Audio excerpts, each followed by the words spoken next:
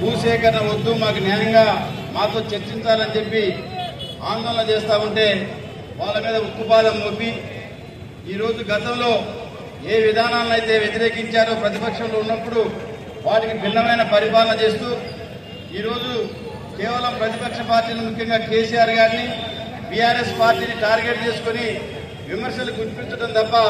ఏ కార్యక్రమం కూడా చేయట్లేదు. ఇవాళ గిరిజనులకు సంబంధించి కానీ,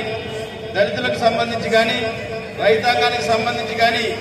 ఏ ఒక్క హామీని కూడా నెరవేర్చకుండా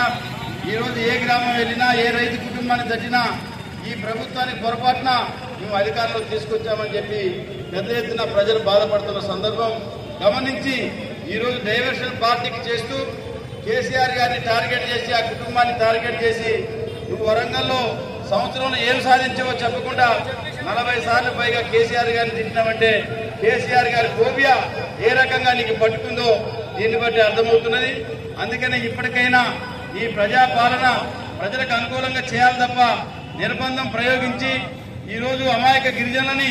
ఏదైతే మహబూబ్నగర్ జిల్లా నీ సొంత నియోజకవర్గంలో మరి చేస్తా ఉన్నావో ఆదర్శంగా ఉండాల్సింది పోయి ఇప్పటికే ఫార్మాసిటీ కోసం భూసేకరణ చేస్తే దాని రియల్ ఎస్టేట్ వ్యాపారులకు అమ్మి మళ్ళీ తిరిగి ఈ సొంత అల్లుడి కోసం చేస్తున్న ప్రయత్నాన్ని మేము తీవ్రంగా ఖండిస్తూ ఇప్పటికైనా లగచెర్ల గ్రామంలో అమాయక లంబాడి గిరిజనుల మీద చేస్తున్న దమనకాండని వెంటనే ఆపాలని చెప్పి ఈ యొక్క ఖమ్మం నిరసన సభ ద్వారా ఈ ప్రభుత్వాన్ని హెచ్చరిస్తూ సెలవు తీసుకుంటున్నాను.